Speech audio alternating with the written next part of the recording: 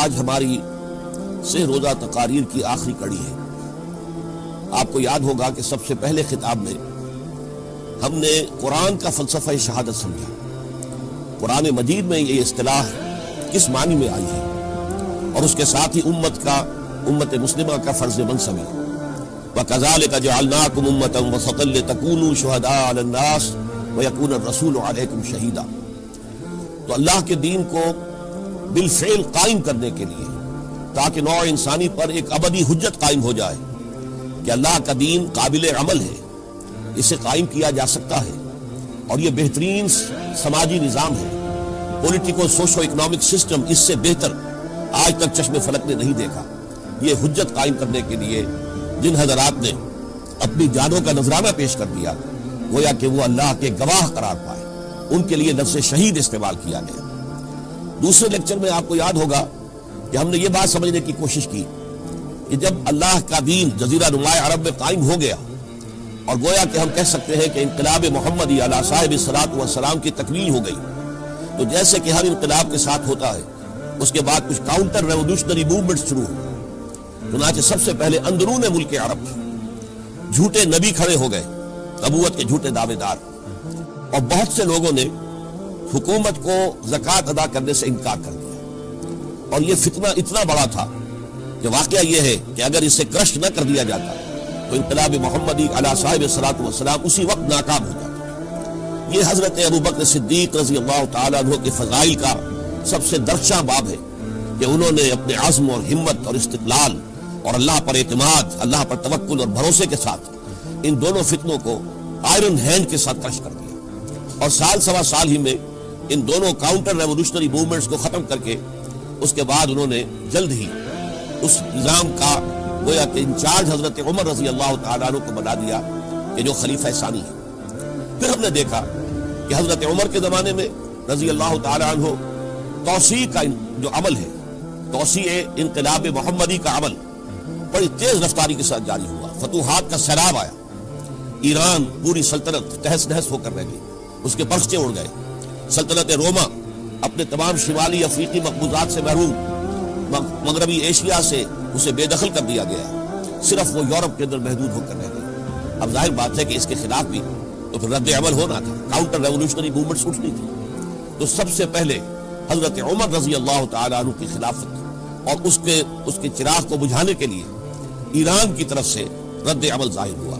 ہرمزان جو ایک بڑا ان کا جرنیل تھا، اس کی سازش اور ابو لولو فیروز کے ذریعے سے حضرت عمر رضی اللہ تعالیٰ عنہ کو شہید کر دیا گیا۔ سمجھا یہ گیا تھا کہ یہ ساری عمارت شاید اسی شخصیت کی بل پر کھڑی ہے، لہذا جب میدان سے حضرت عمر ہٹ جائیں گے تو یہ خلافت کی پوری عمارت جو ہے وہ زمین بوس ہو جائے گی۔ لیکن معلوم ہوا یہ عمارت محمد کی بنائی ہوئی تھی صلی اللہ علیہ وسلم۔ کھنڈر بتا رہے ہیں عمارت عظیم تھی، بڑی عظیم عمارت تھی جو حضور نے تعمیر کی تھی، لہذا حضرت عمر کی شہادت سے کوئی فرق واقع نہیں۔ حضرت عثمان رضی اللہ تعالیٰ عنہ آ گئے میدان میں، اور میں بتا چکا ہوں آپ کو کہ ان کے دور خلافت کے جو 12 سال ہیں، ان میں سے پہلے 10 سال بالکل حضرت عمر فاروق رضی اللہ تعالیٰ عنہ کی خلافت کے دور کی مثال ہے۔ اسی تیزی کے ساتھ انقلاب جو ہے آگے بڑھ رہا تھا، فتوحات کا دائرہ پھیل رہا تھا، اور اندرون ملک پورا امن، سکون، اطمینان اور چین تھا۔ لیکن ان کی دور خلافت کے آخری دنوں میں اب یہودیوں کی طرف سے رد عمل ہے، اور ایک کاؤنٹر ریولوشنری موومنٹ عبداللہ ابن سبا کے ذریعے سے، کہ جس نے اسلام کا لبادہ اوڑھا اور منافقت کے پردے کے ساتھ وہ عالم اسلام میں داخل ہوا، اور اس نے چونکہ دیکھ لیا پرانی چپتلش ہے، پرانی چشمک ہے جو قریش کے 2 بڑے قبیلوں کے مابین یا 2 بڑے گھرانوں کے مابین چلی آ رہی تھی، بنو ہاشم، بنو امیہ۔ تو پہلے 2 خلفاء جو تھے وہ نہ بنو ہاشم سے تھے نہ بنو امیہ سے تھے۔ حضرت ابوبکر صدیق بنو تیم سے تھے، حضرت عمر بنی عدی میں سے تھے، لیکن حضرت عثمان اب بنو امیہ میں سے تھے۔ اس کو انہوں نے گویا کہ دکھتی رگ بنا کر پکڑا اور پروپیگنڈا شروع کیا کہ خلافت تو بنو ہاشم کا حق ہے، جو کہ حضور ہاشمی تھے صلی اللہ علیہ وسلم۔ تو گویا کہ عثمان غاصب ہے رضی اللہ تعالیٰ عنہ، بلکہ ان سے دونوں پہلو جو تھے حضرت عمر اور حضرت ابوبکر وہ بھی غاصب ہیں۔ اس کے ساتھ ہی فتنے کی مختلف شکلیں انہوں نے شروع کی۔ یہ الفتنۃ الکبریٰ کہلاتا ہے ہماری تاریخ میں، عظیم ترین فتنہ، جس کے نتیجے میں حضرت عثمان رضی اللہ تعالیٰ عنہ شہید ہو گئے۔ اور ان کی شہادت کے بعد اگرچہ خلافت حضرت علی رضی اللہ تعالیٰ عنہ کے ہاتھ میں آئی، لیکن یہ کہ باہمی خانہ جنگی کا وہ سلسلہ شروع ہوا جو حضرت علی کے دور خلافت جو 5 سالوں پر مشتمل ہے، اس کے دوران مسلسل خانہ جنگی رہی۔ ایک طرف شیعان علی تھے، دوسری طرف شیعان عثمان آ گئے جو حضرت عثمان رضی اللہ تعالیٰ عنہ کے قتل کے قصاص کے مطالبے کو لے کر سامنے آئے۔ جنگ جمل ہوئی، ایک رات میں 10,000 مسلمان شہید ہوئے۔ جنگ صفین میں 74,000 مسلمان شہید ہوئے۔ جنگ نہروان میں پھر 4,000 مسلمان شہید ہوئے۔ یہ شہادتیں جو چل رہی تھی یہ کس لیے چل رہی تھی کہ جو بھی عمارت خلافت کی قائم ہوئی تھی اب اسے قائم رکھا جائے۔ اغیار کی طرف سے جو سازشیں ہو رہی ہیں، جو حملے ہو رہے ہیں، اسے ختم کرنے کے لیے ان کا مقابلہ کیا جائے۔ تو یہ اور اس کا یہ دور ختم ہوتا ہے حضرت علی کی شہادت پر رضی اللہ تعالی عنہ۔ اور یہ بات نوٹ کر لیجئے کہ حضرت علی کو شہید کرنے والے وہ خارجی تھے۔ عبد الرحمن ابن ملجم خارجی طبقے سے تعلق رکھتا تھا جو پہلے حضرت علی کے لشکر میں شامل تھے، لیکن جب حضرت علی نے رضی اللہ تعالی عنہ تحکیم اور سارسی کی تجویز قبول کر دی تو وہ ناراض ہو گئے کہ اللہ تعالیٰ ہی ہے حاکم اور حکم، ان الحکم الا للہ، یہ انسانوں کو حکم کیوں بنا لیا گیا؟ اور اس میں اتنی شدت اختیار کی کہ وہ علیحدہ ہو گئے، اس لیے انہیں خوارج کہا گیا۔ انہوں نے رائے یہ قائم کر دی جو مسلمان کبھی کوئی گناہ کبیرہ کا ارتکاب کرے گا وہ کافر قرار پائے گا، جب کافر ہوگا تو گویا کہ مرتد ہے تو واجب القتل، اس کا مال، اس کی عزت سب مباح ہے۔ یہ ہمارا سب سے پہلا گمراہ ترین فرقہ تھا۔ انہی میں سے 3 افراد نے بیٹھ کر تسلیم بنائی کہ یہ 3 افراد ایسے ہیں کہ جن کو اگر میدان سے ہٹا دیا جائے تو شاید مسلمانوں کی باہمی خانہ جنگی ختم ہو جائے اور مسلمان پھر کسی ایک خلیفہ پر راضی ہو جائے۔ اور یہ تینوں کافر ہیں، معاذ اللہ ثم معاذ اللہ۔ حضرت علی کافر ہیں، ان کو قتل کرنے کی ذمہ داری عبد الرحمن ابن ملجم نے لی۔ حضرت معاویہ قاتل ہیں، ان کے لیے کسی اور کو اسائن کیا گیا۔ عمرو بن العاص قاسم ہیں، ان کے لیے کسی اور کو اسائنمنٹ دی گئی۔ ہوا یہ کہ حضرت عمرو بن العاص وہ تو اس روز فجر کی نماز میں آئے نہیں، ان کی جگہ جو امام تھا وہ شہید کر دیا گیا۔ حضرت معاویہ رضی اللہ تعالی عنہ ان پر وار اوچھا پڑا، زخمی تو ہوئے لیکن یہ کہ پھر تندرست ہو گئے۔ حضرت علی رضی اللہ تعالی عنہ پر بہت کاری وار ہوا اور حضرت علی رضی اللہ تعالی عنہ کی شہادت سن 35 ہجری میں ہو گئی۔ یہ جو خلافت راشدہ کا اختتام یا تو سن 35 ہجری میں حضرت علی کی شہادت سے سمجھا جائے گا، یا میری ذاتی رائے ہے کہ نہیں، اس میں حضرت حسن کا دور خلافت بھی شامل ہونا چاہیے۔ حضرت حسن کو کسی نے نامزد نہیں کیا تھا، نہ انہوں نے اپنی امیدواری کے ساتھ اپنی طاقت کے بل پر خلافت حاصل کی تھی، بلکہ حضرت علی سے جب یہ کہا گیا تھا کہ کیا ہم آپ کے بیٹے حسن کے ہاتھ پر بیعت کر لیں، تو انہوں نے فرمایا تھا کہ میں نہ تمہیں روکتا ہوں نہ حکم دیتا ہوں، یہ تمہارا معاملہ ہے، تم جسے مناسب سمجھو اس کے ہاتھ پر بیعت کرو۔ حضرت حسن رضی اللہ تعالیٰ عنہ نے جن کے ہاتھ پر جو بیعت ہوئی، اب معاملہ یہ ہو گیا کہ امیر معاویہ رضی اللہ تعالیٰ عنہ وہ ایک لشکر لے کر شام سے چلے۔ حضرت حسن 50,000 آدمیوں کے ساتھ ادھر سے نکلے، لیکن یہ ہے کہ انہیں محسوس ہو گیا تھا کہ میرے ساتھیوں میں ایسا فسادی عنصر بھی موجود ہے جو عبداللہ ابن سبا کے ساتھیوں میں سے، کہ وہ کسی اچھے کام کو پسند نہیں کرتا، لہذا انہوں نے پھر صلح کی پیشکش کی۔ حضرت معاویہ کو پیغام بھیجا کہ میں مصالحت چاہتا ہوں، بتائیے شرائط کیا ہے۔ حضرت معاویہ نے بلینک پیپر بھیج دیا، سادہ کاغذ، کہ آپ جو شرائط چاہیں اس پر لکھ دیں، وہ مجھے قبول ہے۔ حضرت حسن نے رضی اللہ تعالیٰ عنہ شرائط لکھ دی، حضرت معاویہ نے قبول کر لی، تو حضرت حسن دستبردار ہو گئے خلافت کے دعوے سے، اور اس کے بعد پھر حضرت امیر معاویہ کی خلافت کی بیعت کی گئی۔ اس سے پہلے انہوں نے خلافت کی بیعت نہیں لی تھی۔ یہ ہے سن 41 ہجری، اور اسے عام الجماع کہا جاتا ہے، یعنی یہ اختتام ہے مسلمانوں کی خانہ جنگی کے دور کا۔ پھر جمعیت ایک ہو گئی، پھر عالم اسلام متحد ہو گیا۔ اب پورا کا پورا عالم اسلام حضرت امیر معاویہ کے زیر خلافت تھا۔ اور حضرت امیر معاویہ کون ہے؟ وہ خود ایک صحابی رسول ہے، جلیل القدر صحابی رسول ہے۔ اور آپ کو میں نے کل بھی بتایا تھا کہ حضرت معاویہ رضی اللہ تعالیٰ عنہ کی ایک ہمشیرہ ام حبیبہ رضی اللہ تعالیٰ عنہ حضور کے ازواج مطہرات میں سے، تو حضور کے گویا کے برادر نسبت ہی ہوئے۔ جو چند لوگ جو وحی کے لکھنے پر جو کاتبین وحی جو حضور نے مقرر کیے تھے، ان میں سے ایک حضرت معاویہ بھی ہے۔ پھر حضرت معاویہ کے لیے حضور کی دعا ہمیں ملتی ہے، اللہم اجعلہ ہادیا مہدیا، اے اللہ اسے ہادی ہدایت دینے والا بنا دے اور مہدی بنا دے جو ہدایت یافتہ ہو۔ تو یہ ان کی شان ہے۔ اور پھر یہ کہ ان کے زمانے میں جب عالم اسلام متحد ہو گیا، داخلی خلفشار ختم ہو گیا، تو فتوحات کا سلسلہ بھی دوبارہ جاری ہو گیا۔ حضرت علی رضی اللہ تعالیٰ عنہ کے 5 سالہ دور خلافت میں کوئی توسیع نہیں ہو سکی تھی دارالاسلام کی، کوئی مزید علاقے جو ہے سلطنت اسلامی میں شامل نہیں کیے جا سکے تھے، اس لیے کہ سارا معاملہ تو داخلی خلفشار کا تھا۔ جو خانہ جنگی ہو رہی تھی، ایک دوسرے کی تیروں اور تلواروں اور نیزوں سے 1 لاکھ کے قریب مسلمان ختم ہو گئے تھے۔ تو اندر سے گویا کہ موشن ٹوٹ گیا اس سیلاب کا.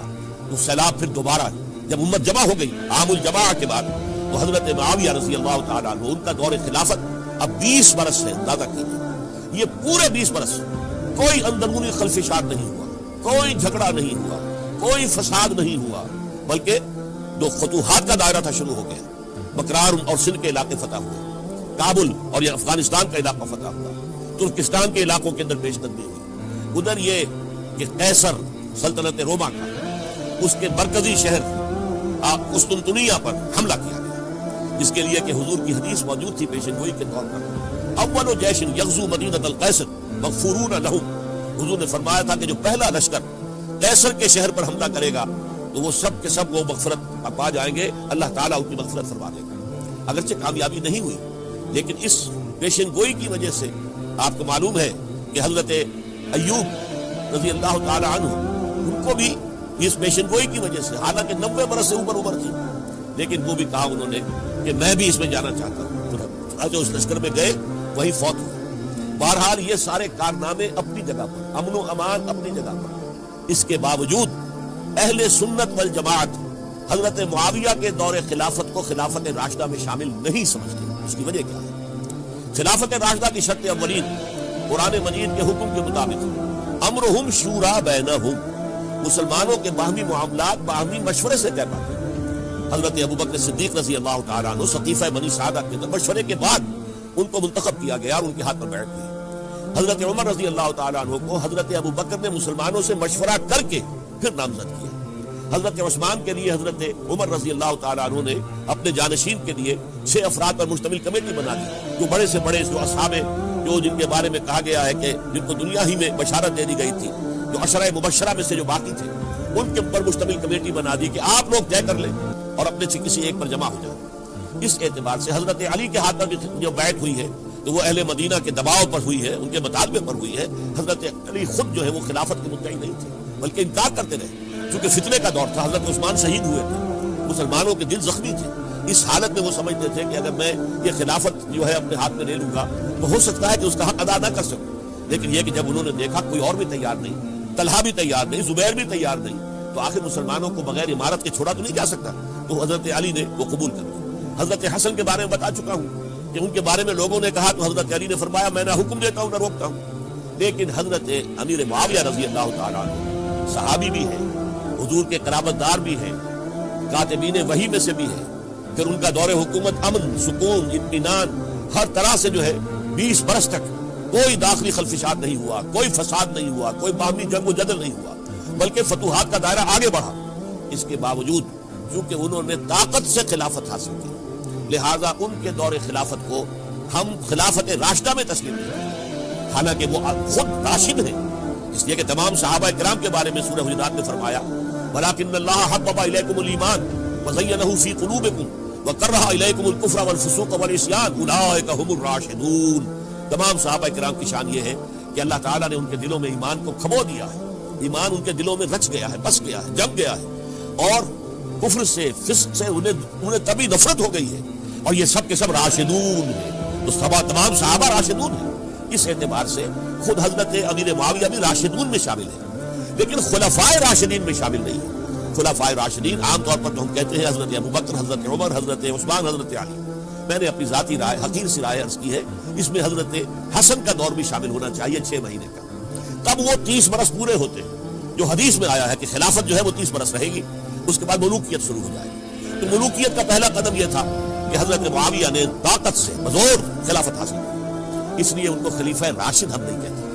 البتہ یہ ضرور ہے کہ ان کا دور بہت پرسکون دور تھا.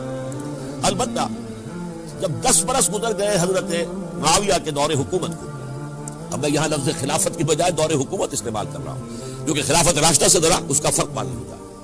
تو اس وقت ایک اور صحابی, جلیل القدر صحابی مغیرہ ابن شعبہ رضی اللہ تعالیٰ عنہ, وہ حضرت معاویہ کے پاس آئے اور انہوں نے یہ کہا کہ دیکھیے اگر آپ نے اپنے بعد اپنا جانشین نامزد نہ کیا تو ہو سکتا ہے پھر فسادات پیدا ہو, پھر مختلف لوگ خلافت کا دعویٰ لے کر کھڑے ہوتے ہیں, پھر خانہ جنگی ہو جائے. 5 برس کی خانہ جنگی میں 1 لاکھ سے زیادہ مسلمان شہید ہو چکے ہیں, قتل ہو چکے ہیں, ہلاک ہو چکے ہیں.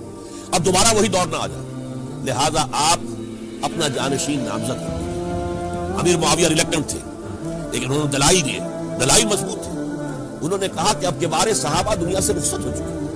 وہ جماعت کہ جن کی تربیت اور تزکیہ، جن کی تعلیم حضور نے خود کی تھی اور ان کو اندر سے پاک کر دیا تھا، ان کی نیتیں بالکل پاک ہو چکی تھی، کوئی نفسانیت ان میں نہیں رہی تھی، وہ جماعت اکثر و بیشتر اب ختم ہو چکی، فوت پا چکی، وفات ہو چکی.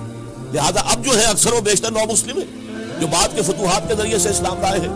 لہذا ان کے اندر نہ وہ پختگی ہے، نہ ان کے اندر وہ تقویٰ ہے، نہ تدین ہے، نہ اصول پرستی ہے. اسلام کی پوری تعلیمات جو ہے وہ ان کے وجود کے اندر، ان کے شعور کے اندر گہری اتری ہوئی نہیں ہے.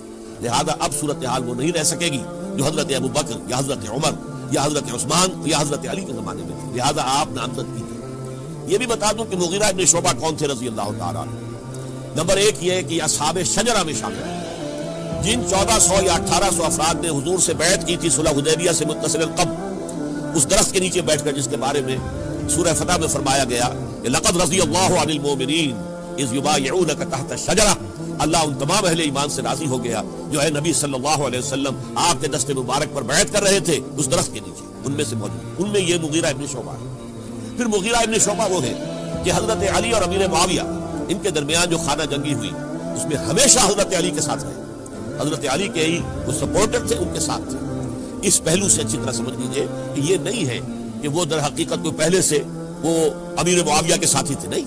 لیکن اب جو صورتحال وہ دیکھ رہے تھے، جہاں دیدہ انسان تھے، بہت بڑے سیاستدان تھے، جانتے تھے حالات کو، حالات کے نظر پر ان کا ہاتھ تھا.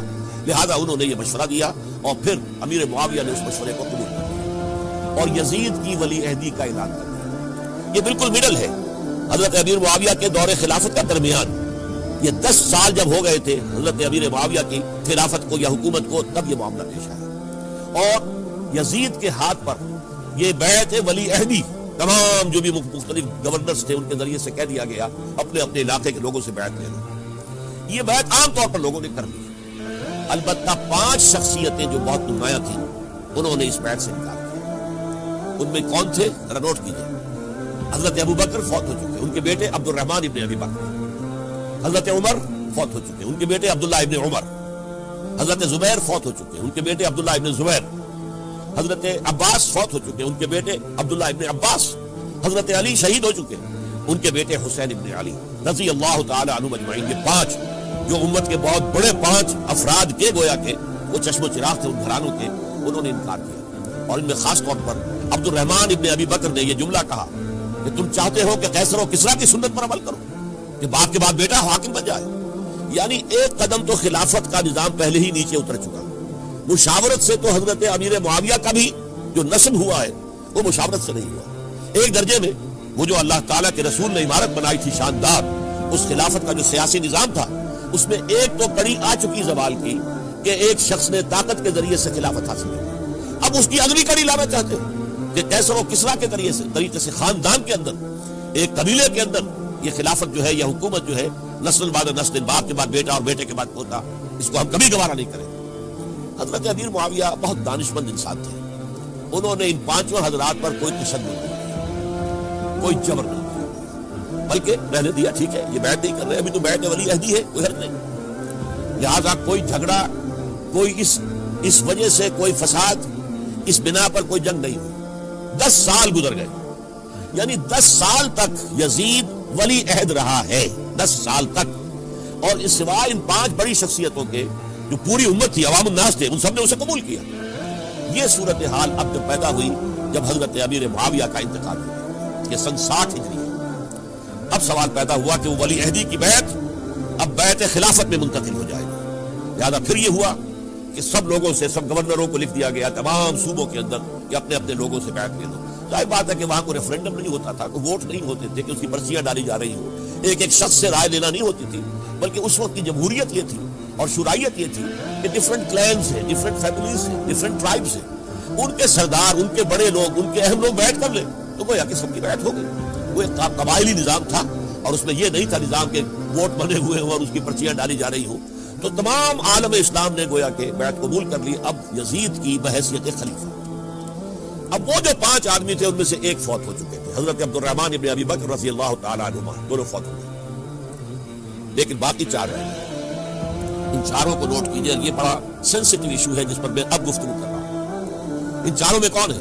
عبداللہ ابن عباس، عمر میں سب سے بڑے وہ ہیں، اور ان کی شان یہ ہے کہ انہیں حبر الامہ کہا گیا ہے، امت کے سب سے بڑے عالم، اور قرآن مجید کے وہ سب سے پہلے مفسر ہیں۔ اصل جو جتنی بھی تفسیری روایات ہمیں ملتی ہیں حضرت عبداللہ ابن عباس کے شاگردوں سے، تابعین سے، لہذا ان کا بہت اونچا مقام ہے۔ حضرت عبداللہ ابن عمر، ان کا مقام بھی آپ کو معلوم ہے، حدیثوں کی کتنی بڑی تعداد ہے جو عبداللہ ابن عمر سے بڑھتی ہے، اور اس کو سلسلۃ الذہب کی پہلی کڑی کہا جاتا ہے۔ روایت حدیث میں جو سنہری زنجیر ہے اس کا آغاز حضرت عبداللہ ابن عمر ہے۔ ایک طرف یہ دونوں ہو گئے، ان دونوں کی رائے کیا ہوئی؟ اگرچہ کام غلط ہوا ہے، یہ اس طریقے سے قیصر و کسریٰ کی روایت پر عمل کرنا غلط ہے، لیکن یہ اتنی بڑی غلطی نہیں ہے کہ اس کی وجہ سے باہمی جنگ و جدال ہو، خوریزی ہو، ایک دوسرے کی گردنیں کاٹی جائیں اور فتنہ و فساد پیدا کر دیا جائے۔ لہذا انہوں نے یزید کی بیعت کر لی۔ دو حضرات رہ گئے، یہ نسبتاً نوجوان ہیں، ان دونوں کی پیدائش ہجرت کے بعد ہوئی۔ ہجرت کے بعد پہلا بچہ جو مہاجرین میں پیدا ہوا ہے وہ عبداللہ ابن زبیر ہے، بلکہ کچھ عرصے تک مہاجرین میں جب کوئی پیدائش نہیں ہوئی تو وہ مکے مدینہ کے منافقین نے کہنا شروع کر دیا تھا کہ یہ یہاں کے کمزور ہو گئے، نامرد ہو گئے، ان کی اولاد اب چلے گی نہیں۔ تو عبداللہ ابن زبیر جب پیدا ہوئے، اور آپ کو معلوم ہونا چاہیے وہ حضرت ابوبکر صدیق کے نواسے ہیں، حضرت عائشہ صدیقہ کی ہمشیرہ حضرت اسماء کے بیٹے عبداللہ ابن زبیر، اور زبیر بہت شجاع، بہت ہی بہادر انسان تھے۔ تو عبداللہ ابن زبیر کے اندر بھی وہی کیفیات تھی۔ انہوں نے کہا نہیں، اس غلطی کو ہم برداشت نہیں کریں گے، خوریزی ہوتی ہے تو ہو، لیکن ہم اسلامی نظام کو نیچے اترتا ہوا نہیں دیکھ سکتے۔ جیسے کبھی حضرت ابوبکر نے فرمایا تھا ایبدل الدین وانا حی، کیا دین میں ترمیم اور تنسیخ کر دی جائے گی؟ دین کو بدل دیا جائے گا، دین میں تحریف کر دی جائے گی جبکہ میں ابھی زندہ ہوں؟ میں جیتے جی یہ نہیں ہونے دوں گا۔ حضرت عبداللہ ابن زبیر کی رائے ہوئی وی ہیو ٹو چیلنج، ہم مقابلہ کریں گے، ہم اسے پیسیولی قبول نہیں کریں گے۔ انہوں نے بیعت سے انکار کیا اور مدینہ چھوڑ کر مکے جا کر حرم کے اندر پناہ لی۔ یہی معاملہ حضرت حسین ابن علی رضی اللہ تعالی عنہما کا تھا، وہ بھی نہایت شجاع، نہایت جری، نہایت بہادر۔ انہوں نے بھی کہا کہ یہ غلط قیصر و کسریٰ کی روایت جو شروع ہو رہی ہے اسے ہم نے رجسٹ کرنا ہے اور اسے ہم آگے نہیں چلنے دیں گے۔ ان پر بھی جب دباؤ ڈالا گیا کہ بیعت کرو تو وہ کچھ وقت مانگ کر، تو دیکھیے میں ایسا شخص نہیں ہوں کہ تنہائی میں علیحدہ کمرے میں بیٹھ کر بیعت کروں، جب عمومی بیعت لوگے تم سب سے تو میں بھی آ جاؤں گا، اس وقت وہ فیصلہ کریں گے۔ تو بس اس وجہ سے پھر وہ گورنر جو تھا اس وقت مدینے کا، اس سے اجازت لے کر آ گیا اور راتوں رات وہاں سے نکل کر وہ بھی مکے پہنچ گئے۔ تو اب یہ چار جو ہے دو گروہوں میں تقسیم ہو گئے، 2+2۔ دو کی رائے یہ ہوئی کہ بات غلط ہے، لیکن اس کی بنا پر خوریزی، جنگ و جدال، جنگ آپس میں خوریزی کرنا یہ صحیح نہیں، بلکہ مصلحت اس میں ہے کہ اس کو قبول کرنا، پھر اللہ تعالیٰ کو بہتر حالات پیدا کرے گا اس کے ذریعے سے، تعلیم کے ذریعے، تلقین کے ذریعے سے۔ جیسے نبی اکرم صلی اللہ علیہ وسلم نے اتنا عظیم انقلاب برپا کیا تھا، ہم کوشش کریں گے کہ نظام حکومت کی اصلاح ہو جائے، لیکن اس وقت اگر ہم اڑ گئے تو پھر گویا خوریزی اور فساد اور باہمی جنگ ہے وہ شروع ہو جائے۔ اور دو حضرات کی رائے ہوئی کہ نہیں، ہمیں ہر صورت میں رجسٹ کرنا ہے، خوریزی ہوتی ہے تو ہو، ہمیں جانے دینی پڑتی ہے تو دیں گے، ہم شہادت قبول کریں گے، لیکن اس غلطی کو قبول نہیں کر سکتے۔ تو میں اس کے لیے عرض کر رہا ہوں، یہ تیسری شہادتوں کا جو دور شروع ہوا ہے، پہلا شہادتوں کا دور حضور کا دور، دین کو قائم کرنے کی جد و جہد میں جنہوں نے جانے دی ہے۔ دوسرا دور اس دین کے خلاف جو کاؤنٹر ریولوشنری موومنٹس آئی ہیں ان کو رفع کرنے کے لیے جانے دینا، ہزاروں صحابہ کی جانیں اس میں بھی گئی ہیں، مسلمہ ابن کذاب ہو یا مانعین زکوٰۃ ہو، ان کے خلاف جو جہاد ہوا۔ پھر ظاہر بات ہے کہ حضرت عثمان رضی اللہ تعالیٰ عنہ کے بعد جو فساد ہوا، وہ شہادتیں کیا تھی؟ اس دین کے نظام کو قائم رکھنے کے لیے، انٹیکٹ رہے، دشمن اس کے اندر رکھنے ڈالنے میں کامیاب نہ ہو جائے۔ اب تیسرا دور وہ آ رہا ہے کہ جبکہ داخلی طور پر اس نظام خلافت کے اندر زوال شروع ہو رہا ہے، اس زوال کو روکنے کے لیے کہ وہ اپنی اصل جو خلافت کا نظام اللہ نے اور اس کو رسول نے دیا ہے اس کی بنیاد پر قائم رہے، لہذا ہم رجسٹ کریں گے اس تبدیلی کو اور میدان میں آ کر مقابلہ کریں گے۔ یہ حضرت عبداللہ ابن زبیر رضی اللہ تعالی عنہما اور حسین ابن علی رضی اللہ تعالی عنہما، اب ان دونوں میں ایک اختلاف ہوا۔ حضرت عبداللہ ابن زبیر کی رائے یہ تھی کہ یہ مکہ ہے، یہ اللہ کا گھر ہے، یہ حرم ہے، اور یہاں کے لوگ بہت سے برے اثرات سے ابھی تک بچے ہوئے ہیں، پاک ہیں، لہذا ہمیں یہاں رہنا چاہیے۔ اس کو مرکز بنا کر، ظاہر بات ہے اسی مکے سے محمد رسول اللہ صلی اللہ علیہ وسلم نے دعوت شروع کی تھی، وہیں سے وہ پھیل کر جو ہے ایک عظیم انقلاب کی شکل اس نے اختیار کی تھی، ایک عظیم مملکت جو ہے حضور چھوڑ کر گئے تھے، تو ہمیں مکے میں رہ کر ہی اپنی تحریک شروع کرنی چاہیے. لیکن ادھر حضرت علی کے پاس پیغام آ رہے تھے کوفے سے. کوفہ چونکہ حضرت حسین کے پاس پیغام آ رہے تھے کوفے سے، چونکہ کوفے کو حضرت علی نے دارالخلافہ بنا دیا تھا، اور وہاں سمجھا جاتا تھا کہ حضرت علی کے ہمدرد اور حضرت شیعان علی جنہیں ہم کہیں ان کے ساتھی ہم خیال یہ لوگ ہیں کثرت کے ساتھ. اور وہاں سے اب خطوط کا ٹانکا شروع ہو گیا، آپ یہاں آئیے، ہم بےتاب ہیں، آپ کا استقبال کریں گے، آپ کے ہاتھ پر بیعت کریں گے، تاکہ یہ جو کیسر و کسرا کی سنت شروع ہو رہی ہے اس کو روکا جا سکے. وہ تانتا بنا ہوا ہے خطوط کا. تو حضرت حسین رضی اللہ تعالیٰ عنہ نے فیصلہ کر لیا کہ میں کوفے جاؤں گا. حضرت زبیر روکتے رہ گئے کہ نہیں، کوفیوں پر اعتماد نہ کیجیے، یہ زبانی کلامی ساتھ دیتے ہیں، جب ڈنڈا چلتا ہے تو پھر یہ ہٹ جاتے ہیں میدان سے، ان پر اعتماد نہ کرے گا. لہٰذا یہی مکے میں رہیے اور ہم دونوں مل کر ایک بڑی طاقت بن جائے. اور یہ مکہ جو ہے ہمارے لیے حصار ہے، یہ ہمارے لیے پناہ گاہ ہے، یہاں سے اس دعوت کا آغاز کیا جائے. اب یہ افسوس ہے، اس سے اللہ کی مشیت سمجھا جائے، اللہ کی مرضی ہے. جو کچھ ہوتا ہے وہ تو باذن رب ہوتا ہے. اللہ اپنی مصلحتوں سے ہم سے زیادہ واقف ہے، ہم تو نہیں سمجھ سکتے. حضرت حسین نے فیصلہ کیا اور ڈٹ گئے اس فیصلے میں کہ میں کوفے جاؤں گا. اب یہ بھی بات قرآن مجید میں آیا ہے، حضور سے خطاب کر کے فرمایا گیا فَإِذَا عَزَمْتَ فَتَوَكَّلْ عَلَى اللَّهِ. جب ایک مرتبہ آپ ایک ارادہ کر لیں تو پھر اللہ پر توکل کیجیے. پھر یہ نہیں کہ کبھی آگے کبھی پیچھے جاؤں یا نہ جاؤں، یہ نہیں، یہ تردد یہ نہیں، بلکہ یہ کہ فیصلہ کر کے ڈٹ جائیے. اس لیے کہ جو بھی نتیجہ ہے وہ تو اللہ کے ہاتھ میں ہے. لہٰذا اللہ پر توکل کیجیے. فَإِذَا عَزَمْتَ فَتَوَكَّلْ عَلَى اللَّهِ. لہٰذا سب نے سمجھایا حضرت حسین کو کہ آپ کوفے نہ جائیں. سمجھانے والوں میں حضرت عمر بھی تھے رضی اللہ، حضرت عبداللہ ابن عمر بھی تھے رضی اللہ تعالیٰ عنہ. اگرچہ کوئی قرابت داری جو ہے قریبی نہیں تھی، لیکن بہرحال امت کی ایک شخصیت، عظیم شخصیت تھے. سمجھانے میں سب سے زیادہ زور صرف کیا ہے حضرت عبداللہ ابن عباس نے رضی اللہ تعالیٰ عنہ. اور حضرت عبداللہ ابن عباس کون ہے؟ ایک رشتے سے حضرت حسین کے چچا، ایک رشتے سے حضرت حسین کے نانا. کیوں؟ حضرت علی اور حضرت عبداللہ ابن عباس چچا زاد بھائی ہیں. عباس کے بیٹے، ابو طالب کے بیٹے، عباس اور ابو طالب بھائی ہیں. تو یہ فرسٹ کزن تھے حضرت علی اور عبداللہ ابن عباس رضی اللہ تعالیٰ عنہ. لہٰذا انہوں نے جب کہا تو گویا کہ ایک چچا ایک بزرگ سمجھا رہا. اور دوسرے رشتے سے حضور نانا تھے حضرت حسین کے، اور حضور بھی کزن تھے حضرت عبداللہ ابن عباس کے، چچا زاد بھائی. اس حوالے سے سمجھ لیجئے کہ حضور کے کزن نانا کے درجے میں آ گئے. تو یہ دو رشتے تھے حضرت عبداللہ ابن عباس کے. اور انہوں نے بڑی الہا و داری کے ساتھ، بڑی اپنے مقام سے نیچے اتر کر خوشامد کی ہے. حسین خدا کے لیے باز آ جائے، حسین خدا کے لیے باز آ جائے.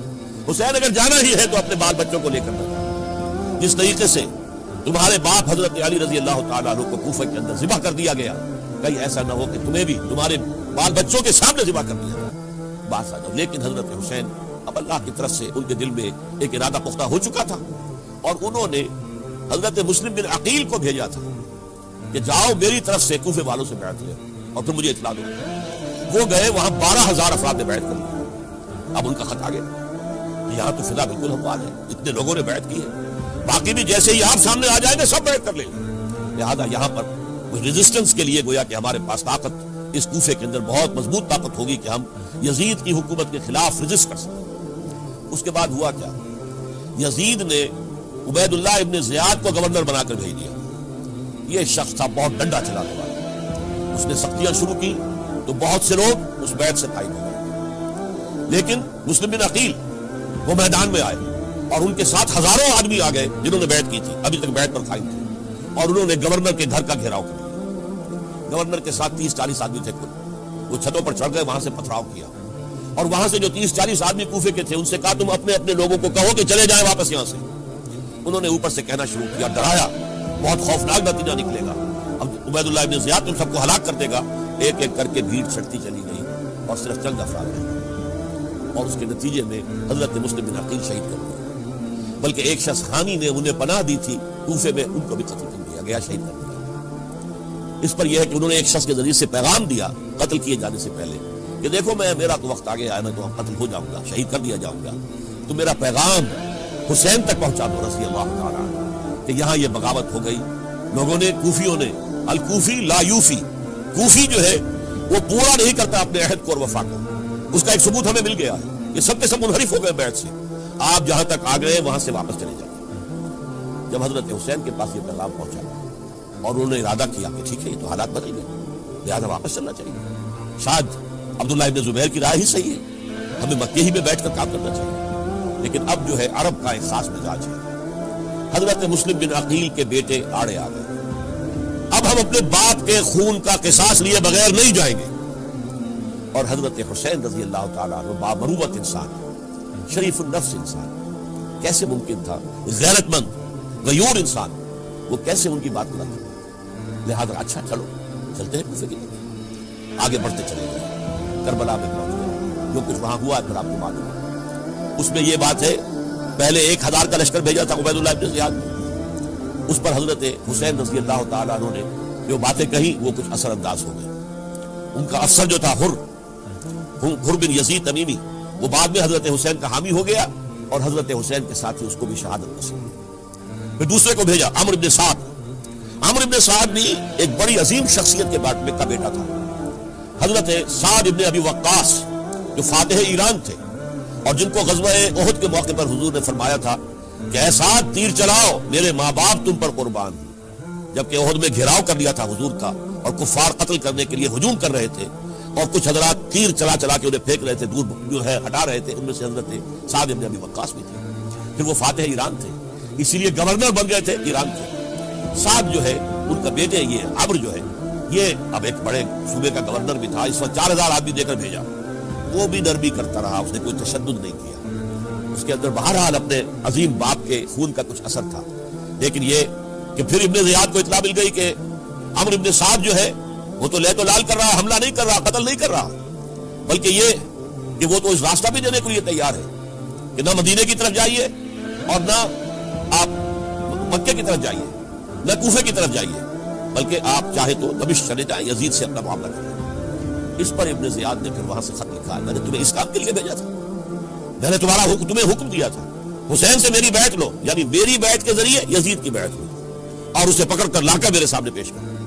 لہذا پھر اس نے ایک بہت خوخار شخص کو زیادہ فوج دے کر بھیجا اور وہ جو ہے اس نے آ کر جو ہے شمر میں پھر اس نے فیصلہ کن معاملہ کیا۔ حضرت حسین رضی اللہ تعالیٰ عنہ نے ان دنوں میں جو وہاں گزرے جتنے بھی کوفی آئے ہوئے تھے نا، اکثر و بیشتر تو کوفے کے لوگ تھے، ان سے کہا کہ میں خود نہیں آیا، تم نے مجھے بلایا تھا، اے فلاں ابن فلاں کیا تم نے مجھے خط نہیں لکھا تھا کہ آؤ؟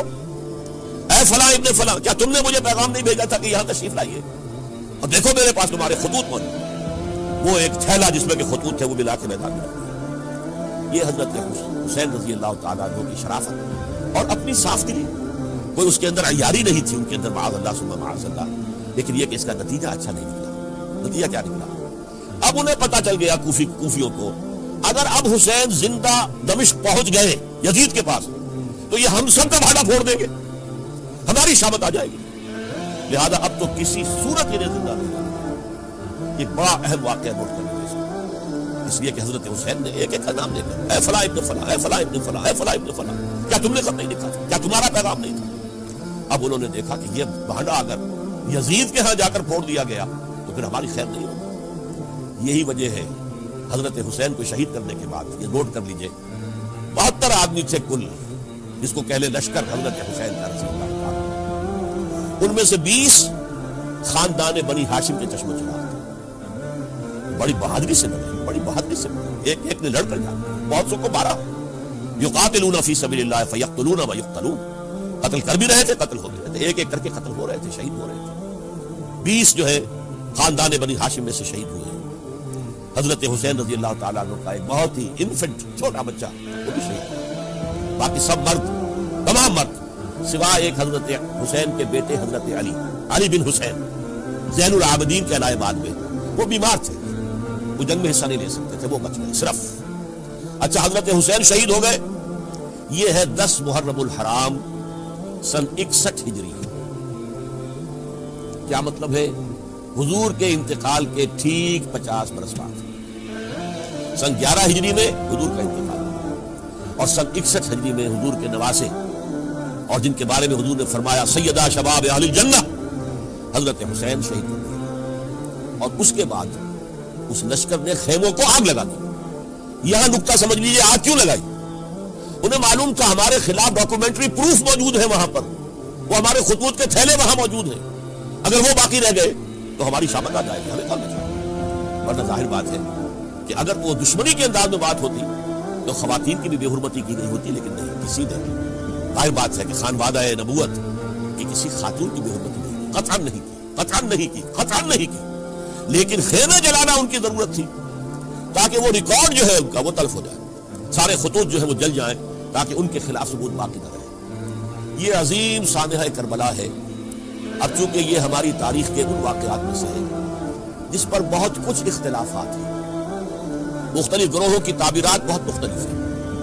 ایک طرف اہل تشیع کا اپنا بیان ہے، دوسری طرف اہل سنت کا ایک اجماعی بیان ہے، تیسری طرف کچھ ایسے لوگ پیدا ہو گئے جو حضرت حسین رضی اللہ تعالیٰ عنہ پر الزام لگا رہے ہیں اہل سنت میں سے کہ وہ تو حکومت کے طالب تھے، وہ اقتدار کے خواہشمند تھے، واجب القتل تھے، معاذ اللہ ثم معاذ اللہ ثم معاذ اللہ۔ حضرت حسین اگرچہ صغار صحابہ میں سے تھے، یعنی حضور کی حیات طیبہ میں ابھی چھوٹے بچے تھے، لیکن ان کا شمار صحابہ میں ہے۔ اور پھر یہ وہ شخص ہے جو حضور کی گود میں کھیلا ہے، یہ وہ ہے جو حضور کے شانوں کے اوپر جس نے سواری کی ہے۔ علامہ اقبال نے جیسے حضرت اسماعیل کے لیے کہا ہے کہ وہ فیضان نظر تھا یا کہ مکتب کی کرامت تھی، سکھائے کس نے اسماعیل کو آداب فرزندی۔ ظاہر بات ہے حضرت اسماعیل کسی اسکول اور مدرسے دارالعلوم میں پڑھے نہیں تھے کہ وہاں پتہ چلتا کہ والد کا حق کیا ہے۔ یہ فیضان نصر تھا، ابراہیم کی نگاہ کا یہ فیضان تھا کہ بیٹے کے اندر وہ جذبہ پیدا ہوا کہ یا ابت افعل ما تؤمر، ابا جان جو خواب آپ دیکھ رہے ہیں اور جو حکم آپ کو اس خواب کے ذریعے مل رہا آپ کر گزریے، ستجدنی انشاءاللہ من الصابرین۔ تو اسماعیل کا معاملہ اگر یہ تھا فیضان نظر سے، تو حضرت اسماعیل کو حضرت ابراہیم کے پاس زیادہ رہے بھی نہیں، وہ تو مکے میں رہے۔ حضرت عثمان جو حضرت ابراہیم تو شام میں رہتے تھے، کبھی کبھی آ جاتے تھے، بس اس سے زیادہ معاملہ نہیں تھا۔ وہ فیضان نظر حضرت اسماعیل کو تھا، تو حضور صلی اللہ علیہ وسلم کا فیضان نظر کتنا ہوگا اس کا آپ اندازہ کیجیے۔ یہ کوئی جنگ اقتدار نہیں تھی، معاذ اللہ ثم معاذ اللہ ثم معاذ اللہ، بلکہ انہوں نے اپنا ایک فرض منصبی سمجھا ہے کہ میرے نانا کا لایا ہوا نظام اور اس کے اصول اب ٹوٹ رہے ہیں۔ جیسے حضرت ابوبکر کا قول میں نے آج بھی آپ کو سنایا، ایبدل الدین وانا حی، کیا دین میں ترمیم اور تنسیخ کی جائے گی، دین کی باتوں کو بدل دیا جائے گا جبکہ میں ابھی زندہ ہوں۔ اسی طریقے سے گویا کہ زبان حال سے حضرت حسین اور عبداللہ ابن زبیر رضی اللہ تعالی عنہم ان دونوں نے یہ فیصلہ کیا کہ ہم روکیں گے اس کو۔ آپ اختلاف کر سکتے ہیں کہ حضرت حسین کی رائے صحیح تھی یا حضرت عبداللہ ابن عباس کی رائے صحیح تھی، یہ کہہ سکتے ہیں، لیکن کسی کی نیت پر حملہ نہیں کر سکتے۔ اسی طریقے سے بعض لوگ جو ہے حضرت عبداللہ ابن عباس، عبداللہ ابن عمر، ان کی نیتوں پر حملہ کرتے ہیں۔ ان کو تو یزید نے دولت سے خرید لیا تھا، معاذ اللہ ثم معاذ اللہ ثم معاذ اللہ۔ یہ دونوں جلیل القدر صحابہ ہیں، یہ تو صغار صحابہ میں سے نہیں ہے، یہ جوان تھے پورے حضور کے زمانے میں، جنگوں میں حصہ لیا ہے۔ حضرت عبداللہ ابن عمر نے، عبداللہ ابن عباس نے رضی اللہ تعالیٰ، انہیں کوئی رقم نہیں خرید سکتی تھی، کوئی دولت نہیں خرید سکتی تھی۔ جو رائے انہوں نے قائم کی دیانتاً قائم کی۔ اور ہمارے ہاں اصول یہ ہے کہ جب کوئی نئی صورتحال پیدا ہو جائے اور اجتہاد کی ضرورت پیش آ جائے اور پوری کوشش کر کے مجتہد اجتہاد کر رہا ہے، تو اگر اسے غلطی بھی ہو جائے، مجتہد مخطی خطا کار، اس کو بھی اکیرا ثواب ملتا ہے، اور مجتہد مصیب، وہ مجتہد کہ جس کی رائے صحیح، جس کا فیصلہ صحیح، اسے دوہرا ثواب ملتا ہے۔ ان کے مابین ایک اختلاف رائے کا ہوا، اجتہاد کا۔ آیا یہ غلطی اتنی بڑی ہے کہ امت میں تفرقہ پیدا کیا جائے، امن و امان کو برباد کیا جائے، خوریزی کا بازار گرم کیا جائے، یا نہیں؟ دو کی رائے یہ ہوئی، ان کی مخلصانہ رائے تھی، ان کی دیانتدارانہ رائے تھی، ہم ان کی نیت پر حملہ نہیں کر سکتے، آپ اختلاف کرنا چاہتے ہیں۔ اسی طرح حضرت عبداللہ ابن زبیر اور حضرت حسین ابن علی رضی اللہ تعالیٰ عنہ، ظاہر بات ہے کہ ان کا بھی ایک اجتہادی رائے تھی کہ نہیں، یہ دین کے نظام کے اندر بہت بڑا رکھنا پڑ رہا ہے، یہ تو اب قیصر و کسریٰ کی سنت شروع ہو رہی ہے، یہ اسلام کے دین کے اوپر طریقہ نہیں، عمل نہیں ہو رہا ہے، تو ہم اسے اپنی جانوں کا نذرانہ دے کر بھی اسے روکیں گے، روکنے کی کوشش کریں گے، رکے نہ رکے ہم اپنی جانیں دے دیں گے۔ یہ بھی دیانتدارانہ رائے تھی، مخلصانہ رائے تھی، ان کی نیت پر کوئی حملہ کم سے کم اہل سنت والجماعت میں سے کسی شخص کو حق نہیں ہے۔ اس لیے کہ اہل سنت والجماعت کا کہنا یہ ہے، الصحابۃ کلھم عدول، صحابہ جتنے بھی ہیں وہ سب کے سب عدول ہیں، ان میں بدنیتی نہیں آ سکتی، خطا ہو سکتی ہے۔ اہل سنت کے نزدیک معصومیت خاصہ نبوت ہے، نبوت ختم ہو گئی محمد رسول اللہ صلی اللہ علیہ وسلم، آپ کے بعد معصوم کوئی نہیں، ابو بکر بھی معصوم نہیں، عمر بھی معصوم نہیں، عثمان بھی معصوم نہیں، علی بھی معصوم نہیں رضی اللہ تعالیٰ عنہ۔ تو معصوم کون ہے؟ عبداللہ ابن عباس بھی معصوم نہیں، عبداللہ ابن زبیر بھی جو ہے معصوم نہیں، حسین ابن علی بھی معصوم نہیں، اسی طریقے سے عبداللہ ابن عمر، عبداللہ ابن زبیر، کوئی معصوم نہیں۔ انہوں نے اپنی رائے قائم کی ہے، اس پر عمل کیا ہے دیانت دارانہ سنسیریٹی کے ساتھ، اور ان کے لیے اللہ تعالیٰ کے ہاں ہر طرح کا اجر و ثواب سب کے لیے۔ حضرت عبداللہ ابن زبیر کی رائے اس اعتبار سے بہتر ثابت ہوئی، انہوں نے مکے میں پھر حکومت قائم کی، 9 برس تک ان کی حکومت قائم کی، بنو امیہ ختم نہیں کر سکے اسے۔ سن 73 میں جا کر ان کی شہادت ہوئی ہے، اور ایک مرحلہ تو وہ بھی آیا تھا کہ شام اور مصر کی دونوں صوبے جو ہیں وہ بھی ان کے تحت آ گئے تھے۔ تو واقعہ یہ ہے کہ اگرچہ حضور نے ہمیں منع کیا ہے کہ کبھی یہ نہ کہا کرو کہ ایسا ہوتا بھی ایسا ہو جاتا، نہیں، جو ہوا اللہ کی مرضی سے ہوا، اللہ کے اذن سے ہوا۔ حدیث کے الفاظ ہے ان کلمۃ لو تفتح عمل الشیطان، یہ جو لو کاش یہ ہو جاتا، کاش یوں ہو جاتا تو بڑے اچھے نتیجے نکلتے، یہاں سے شیطان کا عمل شروع ہو جاتا۔ ورنہ واقعہ یہ ہے کہ دل سے یہ بات نکلتی ہے، اگر حضرت حسین اور عبداللہ ابن زبیر یکجا ہو جاتے اور مکے کو اپنا مرکز بنا کر جو عظیم مقصد انہوں نے اپنے سامنے رکھا تھا کہ یہ جو روایت غلط آ رہی ہے اسلام کے دینی سیاسی نظام کے اندر، اس کو ہم روکیں گے، تو اللہ تعالیٰ انہیں کامیابی عطا فرما دیتا۔ لیکن یہ پھر ہم کہیں گے ما شاء اللہ کان وما لم یشاء لم یکن، جو اللہ نے چاہا وہ ہوا، اور جو اللہ نے نہیں چاہا وہ نہیں ہوا۔ حضرت حسین کو وہ عظیم شہادت اللہ نے دے دی تھی، وہ اونچا مقام عطا کرنا تھا، اور پھر ان کی عظیمت، ان کا صبر، ان کا ثبات، ان کا استقلال، معلوم ہوا کہ اللہ تعالیٰ نے انسانوں کے اندر کتنی کچھ طاقت رکھی ہوئی اور کتنی کچھ صلاحیت اللہ نے ودیت کی، وہ جس طرح ڈٹے رہے، کھڑے رہے۔ واقعہ یہ ہے کہ وہ بھی نوع انسانی کے لیے ہمیشہ کے لیے ایک سبق ہے، اور وہ سبق یہ ہے کہ آپ حق، جو بھی آپ حق سمجھے اس حق کے اوپر ڈٹ کر کھڑے ہو جائیں، اور اس میں پرواہ نہ کیجیے کہ آپ کی نفری کم ہے یا آپ کے ساتھ تعداد زیادہ، کوئی خیال نہ کیجیے، اس کے فکر نہ کیجیے کہ حالات ادھر ہیں یا ادھر ہیں، حالات سازگار آپ کے دشمن کے ساتھ ہے یا آپ کے ساتھ ہے، کوئی فکر نہ کیجیے۔ حق حق ہے، اس کا ساتھ دینا لازم ہے، اس کے لیے جان دے دینا یہ سب سے بڑی کامیابی ہے۔ وَلَا تَقُولُوا لِمَن يُقْتَلُ فِي سَبِيلِ اللَّهِ أَمْوَاتٌ، ہرگز نہ کہنا ان کو جو اللہ کی راہ میں قتل ہو جائیں کہ وہ مردہ ہیں، بل احیاء، وہ تو زندہ ہیں، ولکن لا تشعرون، کہ تمہیں شعور نہیں ہے۔ وَلَنَبْلُوَنَّكُمْ، اب یہ تمام مسلمانوں سے خطاب ہو رہا ہے، ہم تمہیں لازماً آزمائیں گے، بِشَيْءٍ مِنَ الْخَوْفِ، خوف سے، والجوع، اور بھوک اور فقر و فاقے سے۔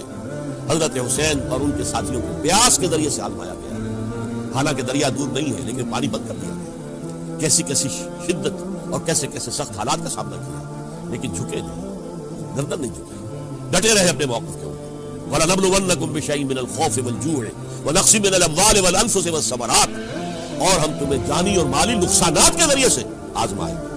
وَبَشِّرِ الصَّابِرِينَ، اور اے نبی بشارت دے دیجئے صبر کرنے والوں، الَّذِينَ إِذَا أَصَابَتْهُمْ مُصِيبَةٌ، وہ کہ جن کو اگر کوئی مصیبت آئے، ان پر نازل ہو جائے، قالوا، تو وہ کہیں گے اِنَّا لِلَّهِ وَإِنَّا إِلَيْهِ رَاجِعُونَ، ہم اللہ ہی کے ہیں، اللہ ہی کی طرف ہمیں لوٹ جانا ہے۔ اولئک علیہم صلوات من ربہم ورحمہ، یہ ہے وہ جن پر ان کے رب کی طرف سے صلوات ہے، درود ہے اور رحمت ہے، واولئک هم المهتدون، اور یہی ہدایت یافتہ ہے۔ اللہم ربنا اجعلنا منہم، اللہم ربنا اجعلنا منہم، میرے اور آپ کے لیے سبق یہ ہے، صرف حضرت حسین کا کوئی دن منا لینا یہ نہیں، ٹھیک ہے یاد تازہ کیجئے، بہت اچھی بات ہے، لیکن اس کا نتیجہ یہ نکلنا چاہیے کہ اگر حضرت حسین نے اپنی ہی نہیں، اپنے خاندان کی، اپنے اعزاء و اقربا کی، اپنے ساتھیوں کی جانوں کی قربانی پیش کر دی حق کے لیے، تو ہمیں بھی فیصلہ اور سبق یہ لینا چاہیے کہ ہمیں حق کا ساتھ دینا ہے، ہر چیز بعد آباد، چاہے اس کے نتائج کچھ بھی نہیں۔ اقول قولی ھذا واستغفر اللہ لی ولکم ولسائر المسلمین والمسلمات۔